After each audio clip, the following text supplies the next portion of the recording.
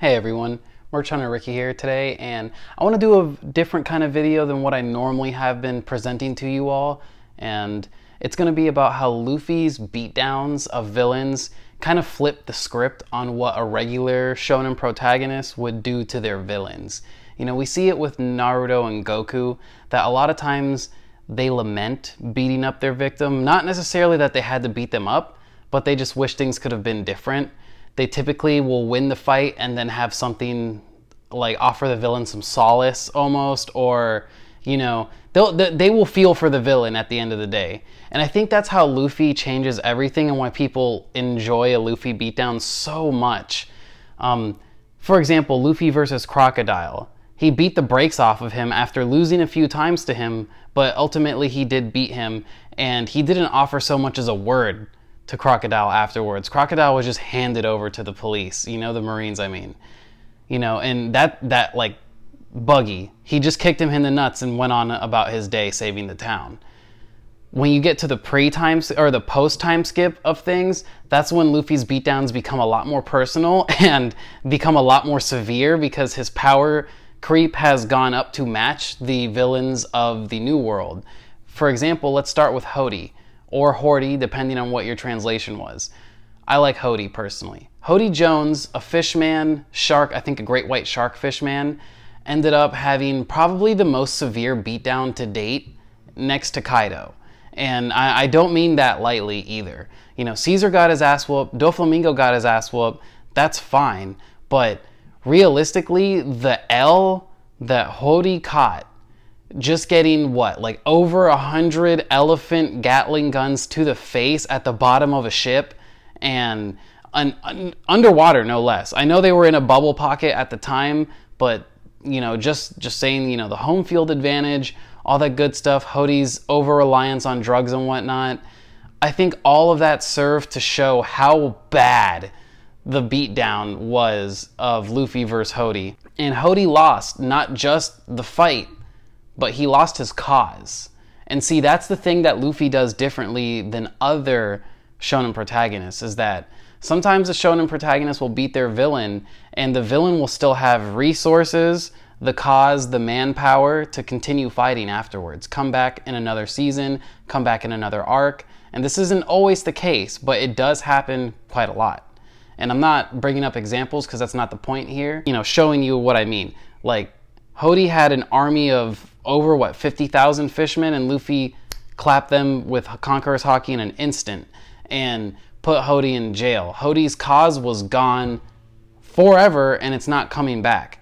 His cause, you know, to make Fishman the top priority, just like Arlong's, it fell short at the end of the day, because at the end of the day, the world is not racist still, just the government. And I know saying just the government is a big just, like, you know, the government is 170 nations in One Piece, but it is still just them that is incredibly racist. Everywhere else is slowly fixing their past, you know, problems with fishmen, and they're trying to make themselves more relatable. And Hody's cause had no leg to stand on anymore because it was destroyed wholeheartedly by the fists of Luffy. It brought everyone on the island of Fishman Island together. They accepted Jinbei giving Luffy blood, which is a law passed to not give fishmen, humans fishmen blood, right? It's a law. And they sat there and watched one of their greatest taboos happen in order to save Luffy. They all accepted it.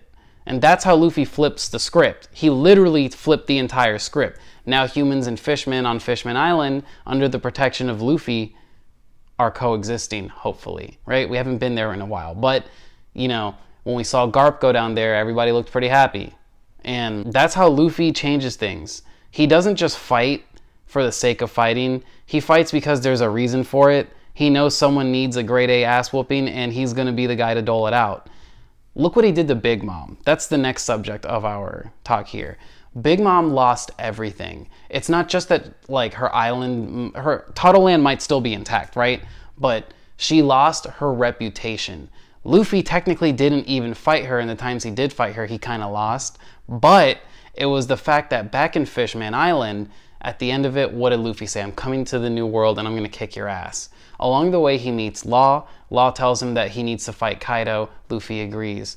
Then when they make it to Zou, the whole thing with Sanji getting kidnapped to Whole Cake Island, that's how Luffy gets put on the path to Big Mom. When he finally gets to Big Mom and he destabilizes the Tea Party and makes it so that her favorite event is now one of the worst tragedies she's ever suffered because of the picture of Mother Carmel being destroyed, and it is Carmel, I had to look it up. But that picture being destroyed changes things, because now it's no longer the Yonko Big Mom. It is the unstable, emotionally distraught Charlotte Lin Lin. And that is how Luffy crumbled the Big Mom Empire. He didn't destroy anything really other than Whole Cake Chateau. He didn't rip apart islands. Big Mom did that.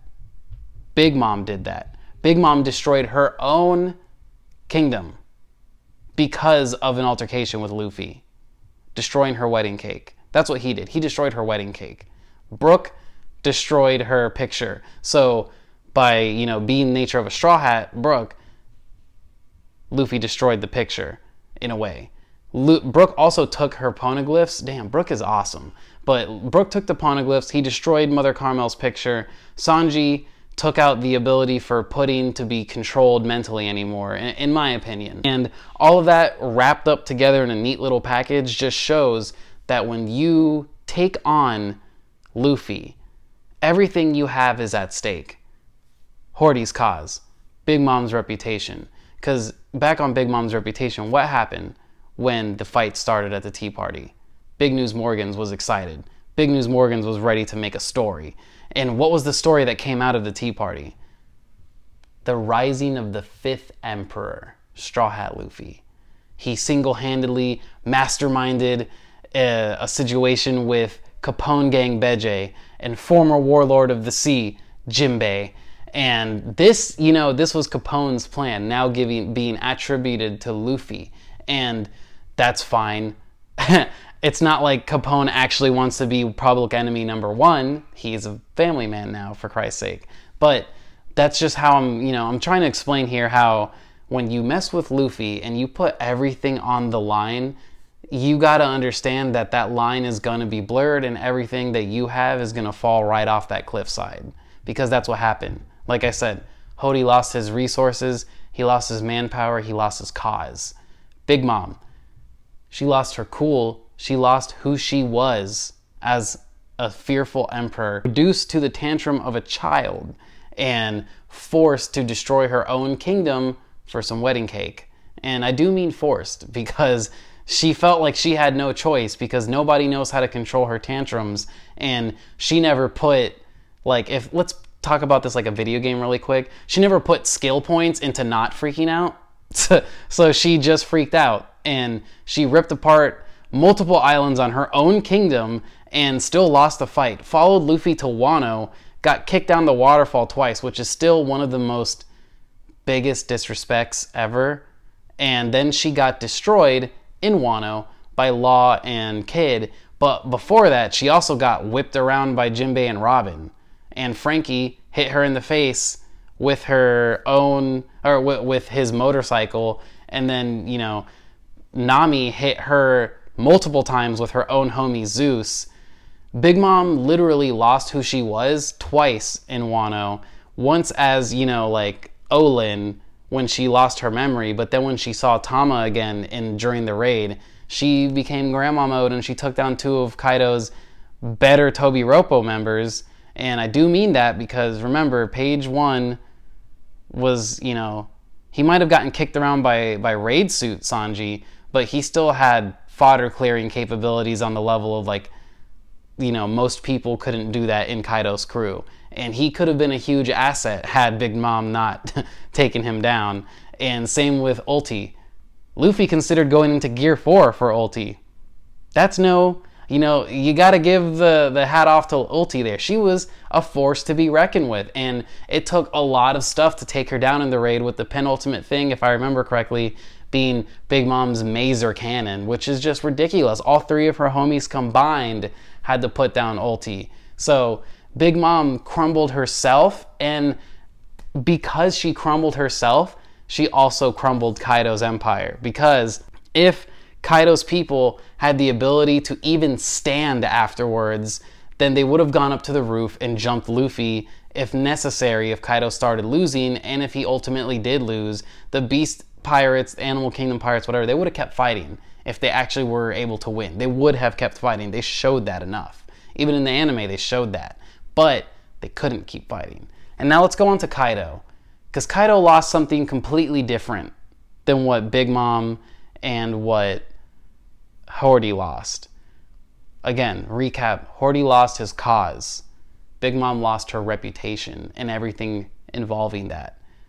Kaido lost his sense of self-worth, in my opinion. And a lot of people are going to be like, no, Kaido's self-worth was actually gauging who Joy Boy would be. Shut up. That's not what happened. Did we watch the same fight? Kaido started off all altercations with Luffy looking down on him, and then eventually grew to appreciate him mid-fight, and then started taking the fight less serious, getting drunk, and he's saying it's serious, but honestly, it just seems like a big old excuse sandwich because you're getting clapped by a newbie in Luffy, at least what he describes as a newbie, right? We know Luffy's kind of a veteran at this point, but you get clapped by Luffy enough times on the rooftop to where you feel the need, you feel pushed to drink, to, have fun, enjoy the battle. And then, halfway through that battle, Big Mom loses and you start crying even harder and you put a big smackdown on Luffy. Then Luffy comes back, awakening, and he puts an almighty beatdown on you so hard that you ask yourself, who are you, Luffy? And you start to reminisce to when you tried to remember who Joy Boy was. And you told yourself, Joy Boy is the guy who will defeat me. And then when you start to fight Luffy at the very end, when you turn yourself into that magma dragon thing, you start, talking this heavy game to Luffy, saying like, oh, Wano's hero fell 20 years ago and you're going to do the same thing. You're going to burn to death under my fire, or whatever he said. And then Luffy just clapped him, punched him into a volcano, and that was that. Kaido's self-purpose, sense of worth is just gone. A fleeting memory in the wind. Now Luffy is known as the man who beat Kaido. And coming up later on in Egghead, we're going to see Kizaru potentially suffer the same type of beatdown. Will he actually lose reputation, cause, sense of self-worth to Luffy? We don't know exactly what is going to happen next. That's a given, because Oda has been cooking on a level that is unseen in even his own manga. And now, ask ourselves all these questions. We got to figure out his zigs when he's zagging and all that good stuff.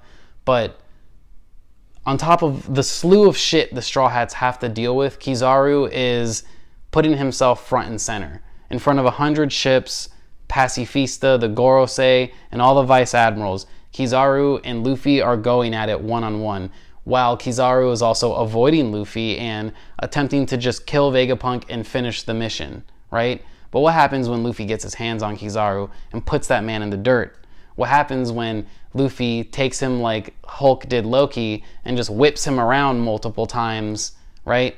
What happens when Kizaru tries to explain to Luffy the gravity of the situation and Luffy falls asleep, wakes up and beats his ass? Kizaru is skirting the line of potentially getting the biggest ass whooping we've seen to date. And that's saying a lot, considering we've seen some pretty crazy ass whoopings go down. I mean, like, Doflamingo got whipped across an entire island, like, multiple times by Luffy. He got the soles of Luffy's feet were imprinted on that man's face. The knuckles of Luffy are probably still, like, shaping Doflamingo's skull to this day. And Luffy's beatdown was so concise on Dressrosa that it turned the whole country around, and it made Fujitora apologize on behalf of the careless world government. That's no feat. That's no easy feat.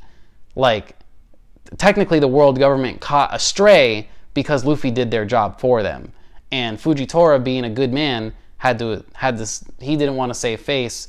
He apologized like a real man. And again, we see that attitude has now changed Fujitora wholly. We don't know if Fujitora would have let the slaves go free and marry Joie recently, as shown through Sabo's flashback, if he hadn't met Luffy in Dressrosa. And I want to attribute that to Luffy, because if there's one guy who's going to stand up to everyone, it's going to influence more people to stand up to everyone. And Fujitora joining the world government doesn't seem like standing up to me, but now he's doing it. And what's going to happen now too when Fujitora hears about Vegapunk and the SSG, a group that he has heavily invested himself in, is being attacked by the world government. He's already shown that he's not interested in slaves. He's going to free them if he can. And if it's the Revolutionary Army or the Straw Hat Pirates, he'll go on the side of good. And we know that Fujitora is no longer necessarily fucking with the world government, especially not after that Reverie flashback. Because now, you know, look what happened to Mulesguard. Mulesguard is a goddamn celestial dragon, and he got murdered. He got executed by the God's Knights. What's going to happen to Fujitora? Will he be accosted by the God's Knights and put on trial all the same? Or will he just flip against the world government? And all of this, just because Luffy whooped Doflamingo's ass so hard that it freed the citizens of Dressrosa. He undid multiple decades worth of nightmares, just like in Wano. He undid the nightmare forever because he knew he had to. Things were lost. Self-worth, reputation, and cause.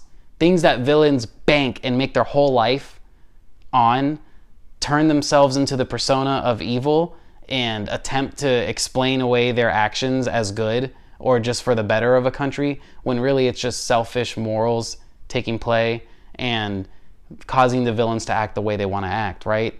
But when Luffy steps down and those sandals come off and he starts whooping your ass, things change all of a sudden. All of a sudden, you know, the villain doesn't get any more words afterwards. When Luffy beats you down, that's it. Everything you were fighting for as a villain is done. It doesn't matter anymore because Luffy beat the shit out of you. And he told you he was going to do it from day one. And even if you beat Luffy 3 times, unfortunately the way Oda writes the story is that Luffy gets up all 3 times. And, you know, obviously it's not a story if Luffy just dies. So, you know, we're Luffy fans. We like to see that. We like to see him rise up from the villains. And his beatdowns are something special because, like I said, they cause the villain to lose a thing most important to them.